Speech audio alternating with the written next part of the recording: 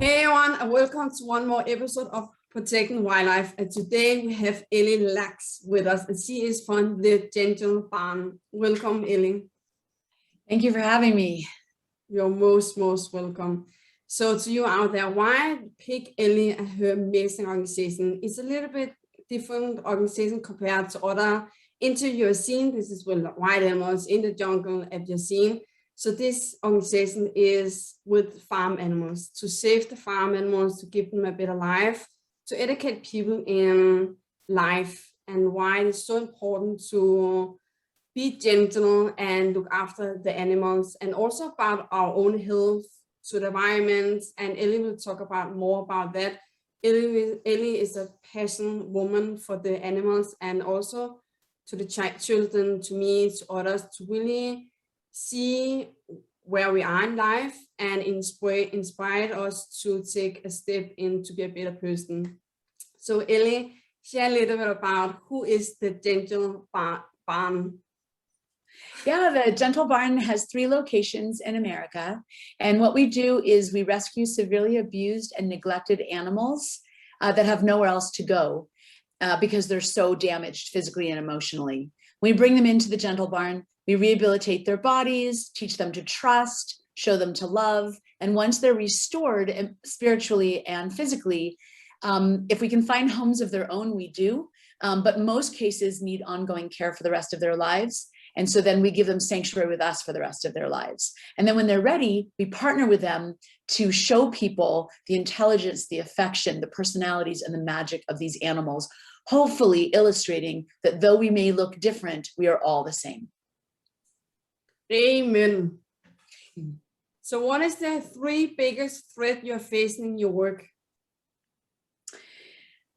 The biggest threats that we are facing to our work is just, honestly, the biggest one is just people's ignorance. Big business says, eat this, do this, and we blindly follow.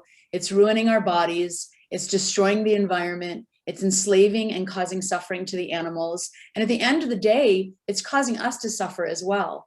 And so just the ignorance, I'm just begging people to ask questions and question everything and think for ourselves and look into things instead of blindly following other people telling us what to do. Because the bottom line is the people that are telling us what to do are people that stand to make lots and lots of money out of our blindness and our ignorance. So it's really up to ourselves to think for ourselves, ask questions, and make sure that we're doing the right things. Because a lot of things that we do in our society are not the right things.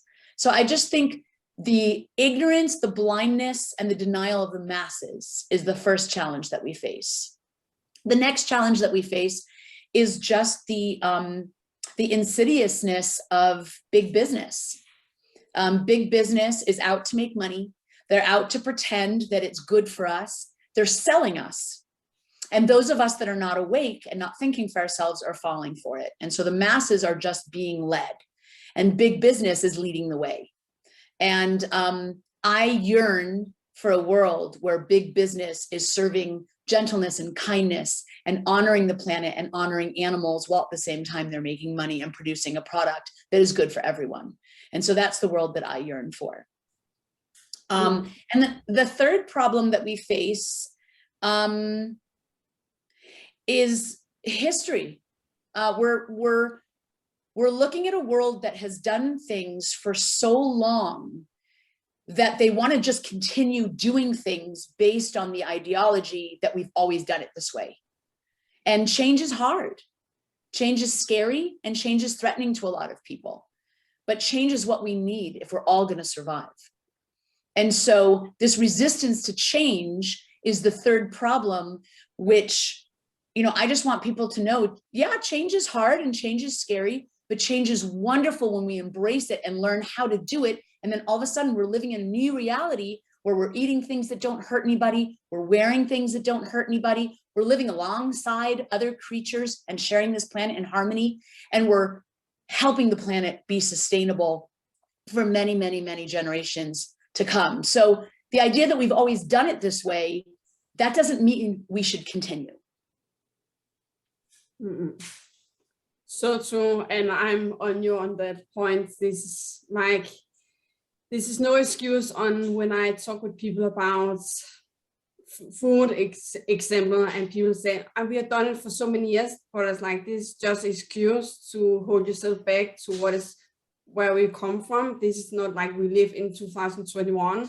There's so many opportunities to choose something else. Yeah, absolutely. So how do you deal with these three threats and turn around to something powerful in your work? I think that we just need to get out to the masses and let as many people as we possibly can understand that being awake is so, so, so important. We have to stop being blind. That big business will bend to our will once we start demanding kindness. You know, big business runs the world, but we run big business. So the minute we understand that as individuals, we play such an integral part of changing big business by showing them with our dollars and voting with our dollars every day for what we're willing to promote and what we're not willing to support. And once we understand that, yes, big business runs the world, but we run big business, all of us as individuals can step up and play a bigger role in making that change. And then the other thing that's just so important for each of us to understand, and that's the mission of the Gentle Barn, to get in front of people, to make them understand, is that change is good. Change is good. We don't have to be afraid of it. We need to embrace it. Because if you look back in history, look at all the crazy things we've done. We've enslaved other humans. We've repressed women. I mean, the view in the rearview mirror is not good. And look at how far we've come. That should prove that change is a really good thing, and we have more change to do and more things to change. And 100 years from now, hopefully we'll look back at the rearview mirror at what we're doing now, and it will be no longer. Beautiful, very beautiful. What specific tools have been used to get a successful process in that point? I mean, you're asking in the world or through the Gentle Barn? In your work, yeah. So through the Gentle Barn, our goal is to get in front of as many people as we possibly can, because with every individual that awakens, change is closer and closer. And so we have 3 locations. We're located in Los Angeles, California, Nashville, Tennessee, and St. Louis, Missouri. We're open to the public on Sundays, where people can come out, meet the animals, hug the cows, cuddle the turkeys, give the pigs tummy rubs, hear their stories of resilience, and understand what they've gone through and how intelligent and wonderful they are, and their hearts can open. While they're here, they can also eat vegan food. They can be educated on the importance of veganism, not just for the animals, but for our own health and for the planet. And they can leave awakened and changed. And we have a huge rate of people leaving the Gentle Barn vegan. And we get like 650 people that come out each week. And then during the week, we do private tours, we do school field trips so we can start connecting children to animals. Just trying to show the future generations how to understand the animal's body language, that they're the same as us, even though they look different. That our important role is not to utilize animals, but to protect them and to guard them and to hear them and to see them and to understand them.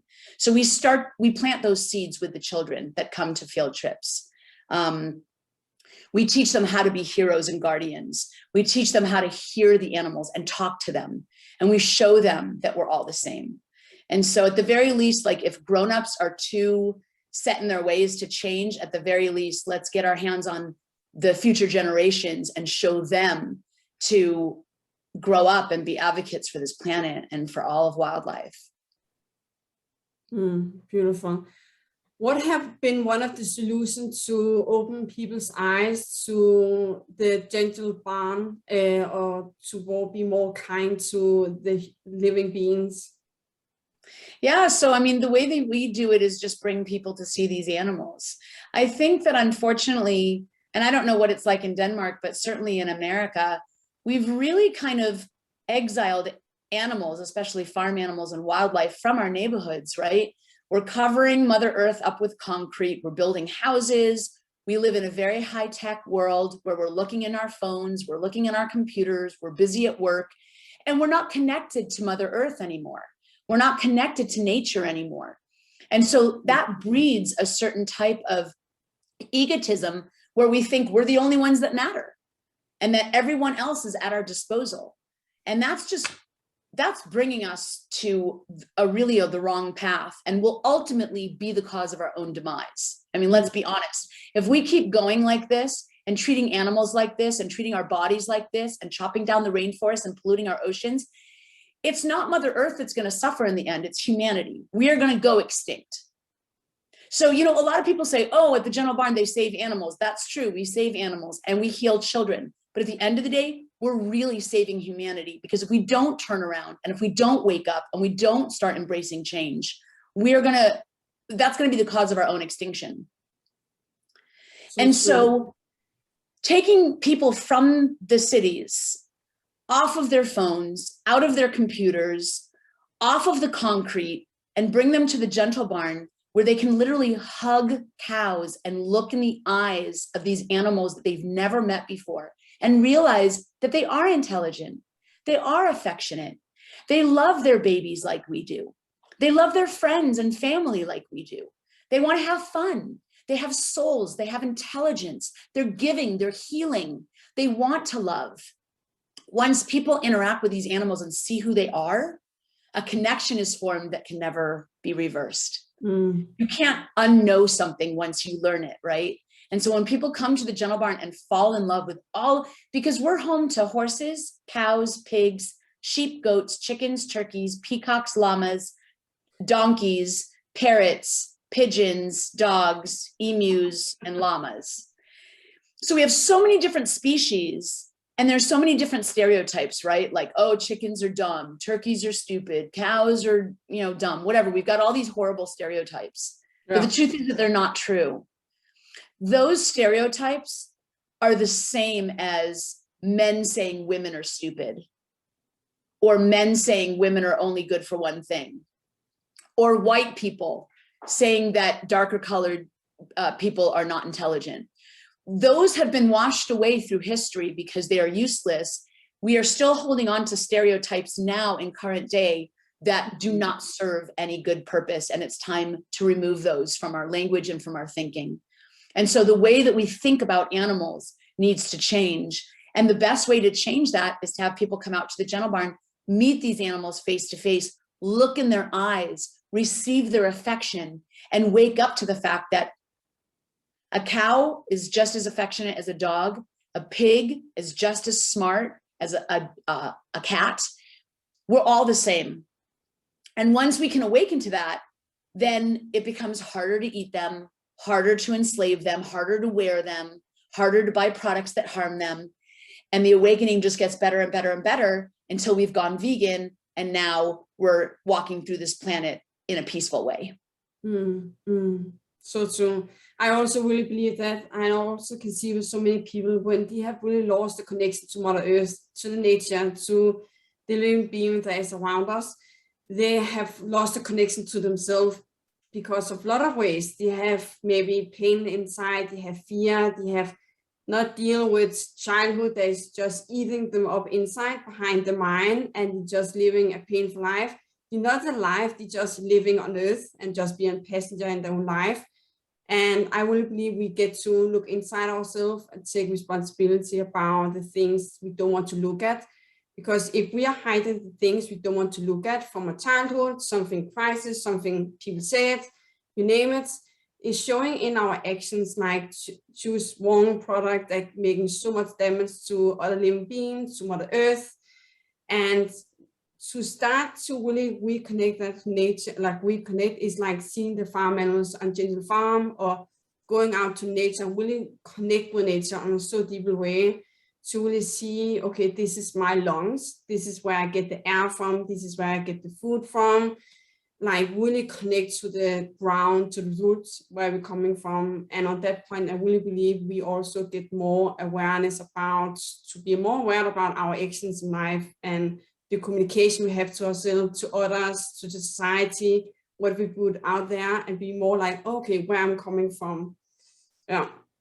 I love that you said that. It is so, so true. We have lost ourselves completely. And it's so easy to hurt someone else or just not be aware of anyone else when we're hurting. Mm.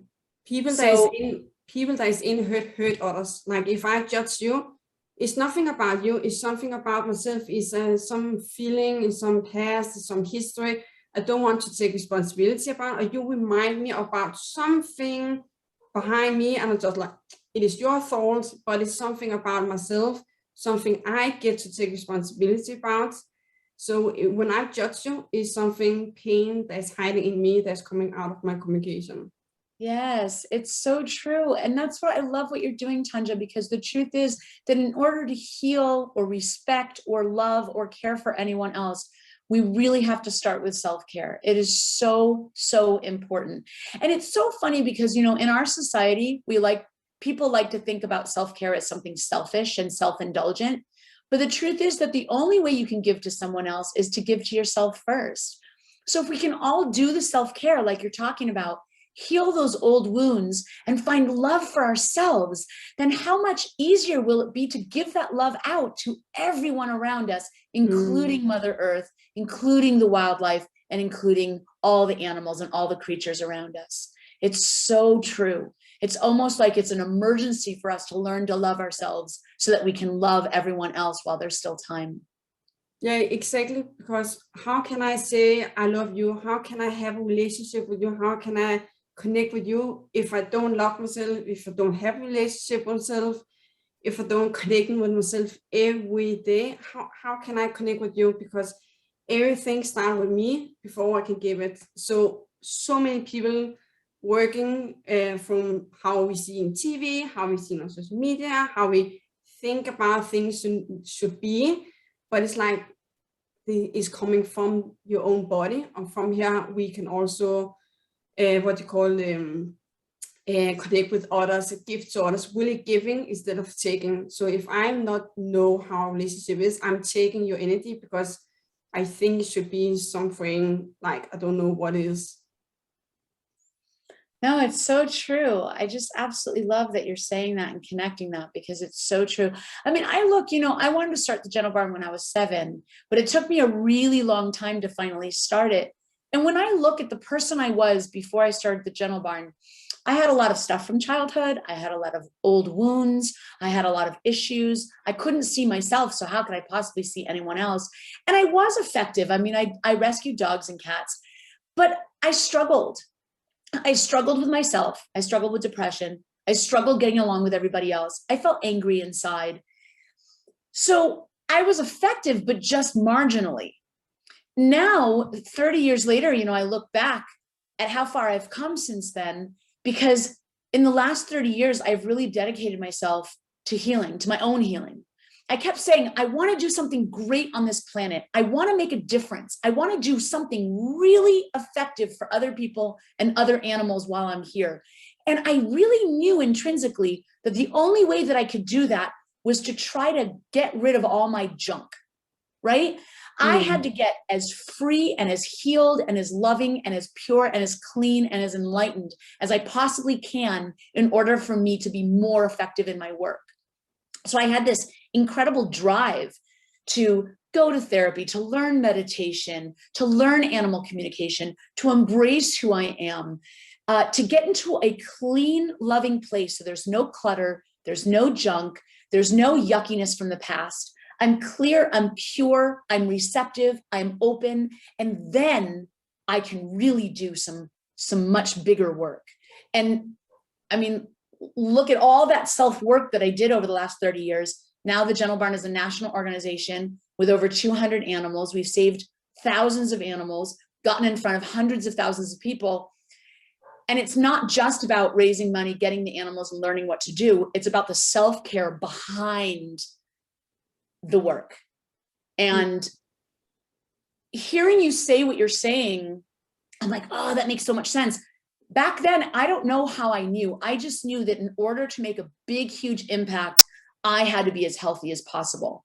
And so my drive was always in self-care first. And then you reap the rewards by having a peaceful life, more peaceful relationships, and a better impact in your work.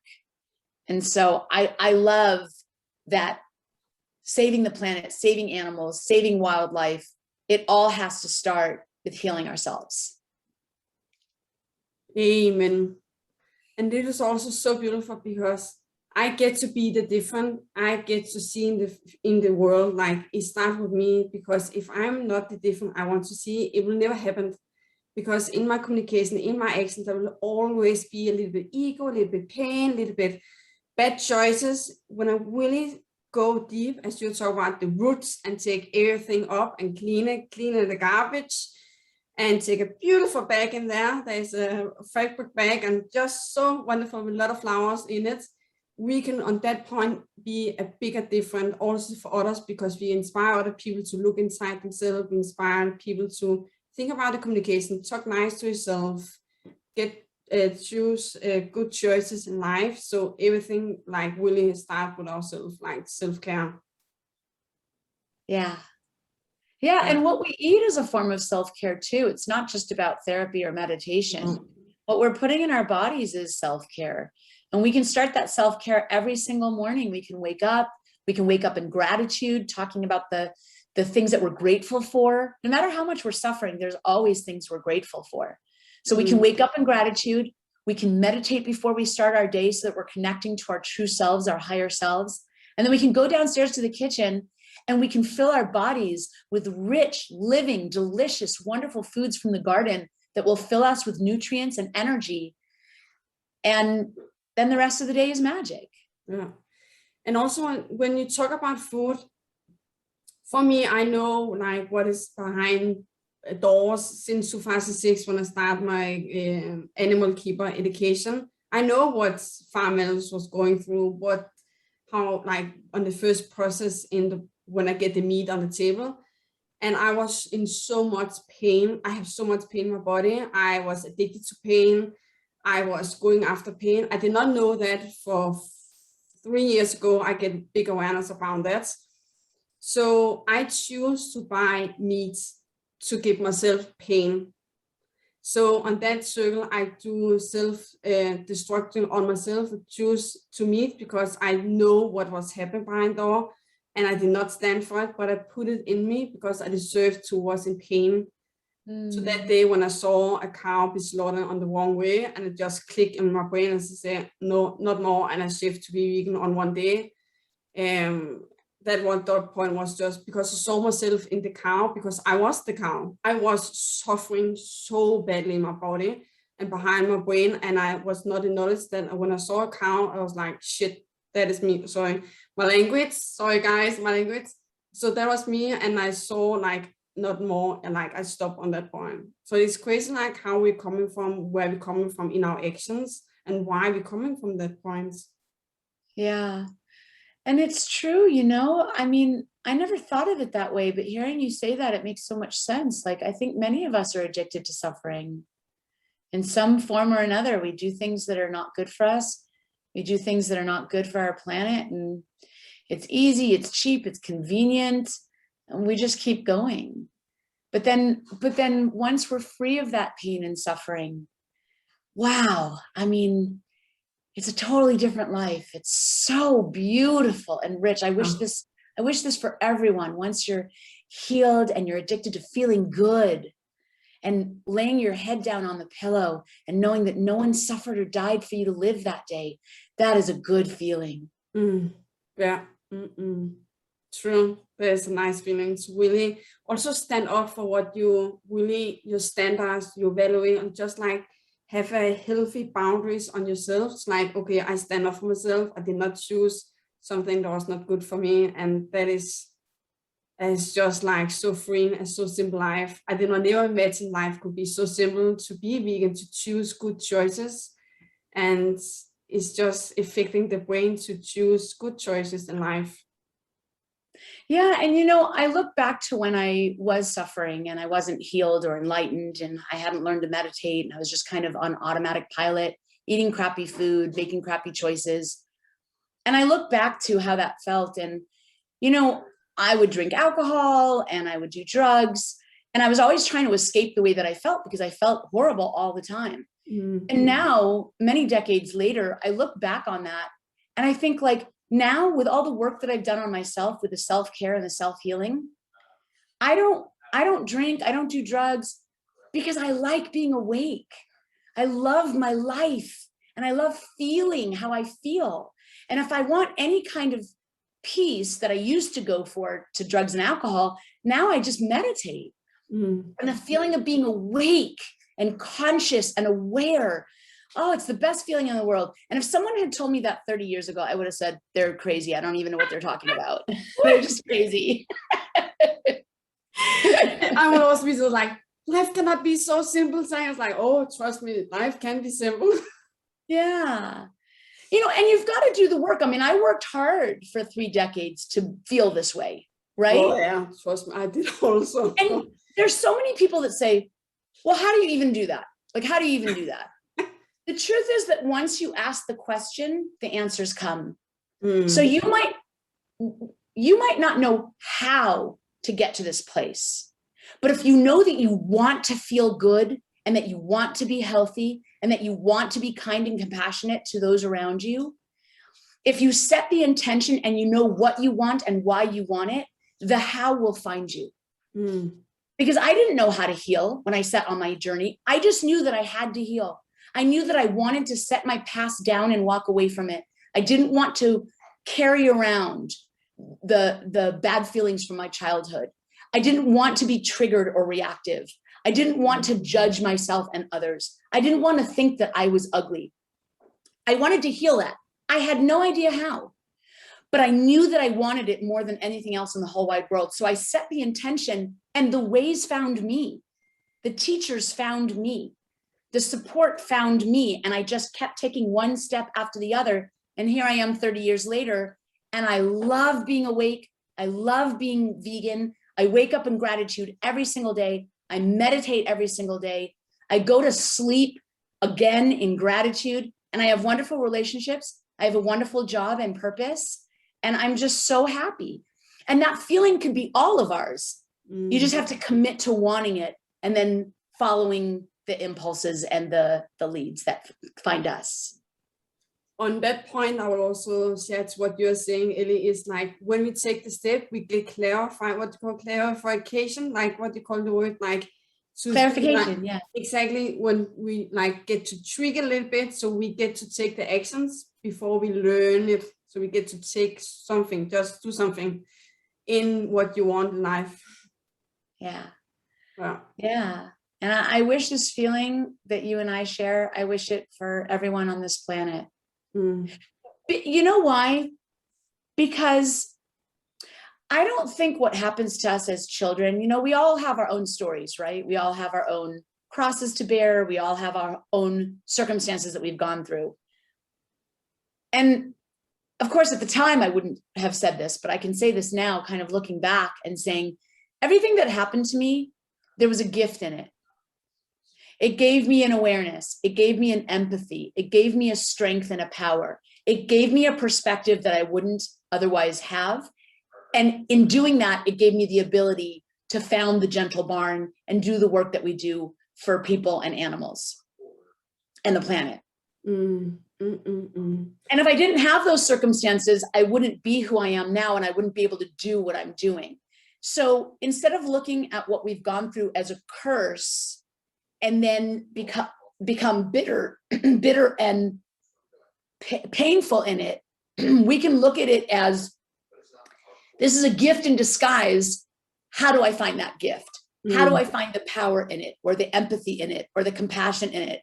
What is in what I went through for me so that I can do what I've come here to do? And when we look at it that way, we can find the diamond in the rough. Oh, so beautiful. And every new habit you are there is like every new habit you get to create is like a rock. There's a lot of dirt on this rock. And every time you take the step into, it's getting a little bit brighter, a little bit cleaner. And one day it's just a beautiful diamond. Yes. Yes. And we're all diamonds. We're here. We're all here for a reason. We're all here to shine our beauty. Yes. Oh, that's so beautiful. In the last end, Ellie, what message do you want to give to the audience of something they can do in the lifestyle to take the first step in new changing in life? I think the first and the easiest step, honestly, in changing your life completely is to go vegan.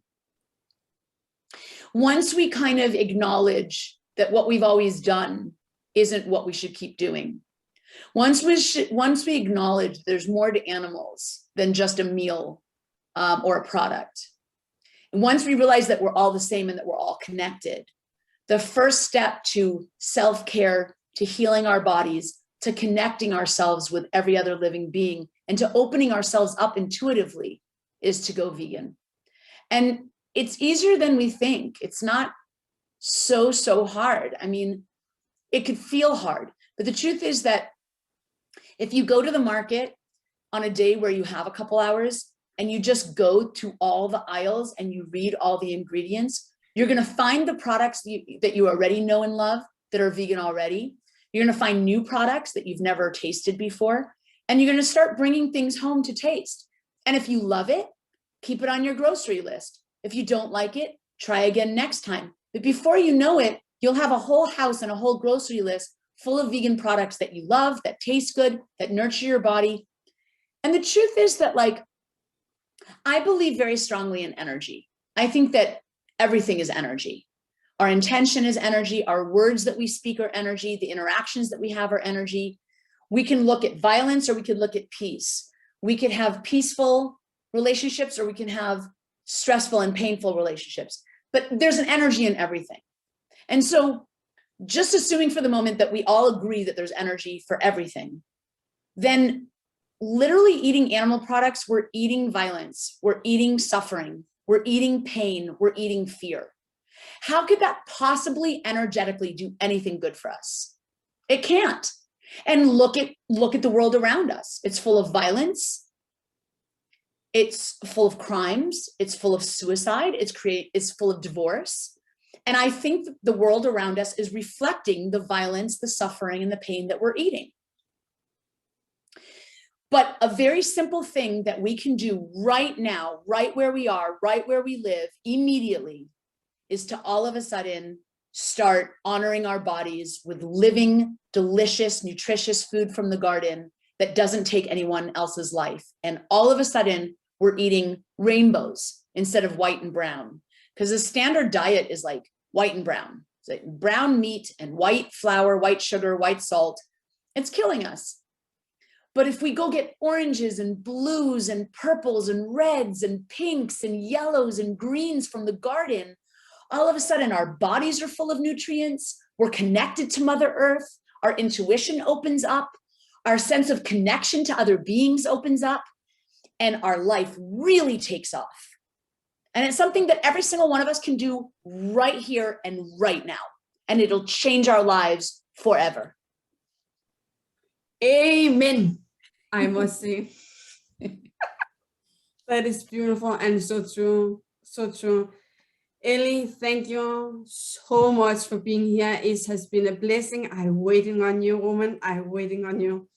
It's been a blessing, and I'm so thankful for you to say yes to this summit. And thank you so much for the beautiful work you're doing for the world, for the humankind, for the nature, for the animals, like everything, because we need this. We need your voice to really push us to the next level.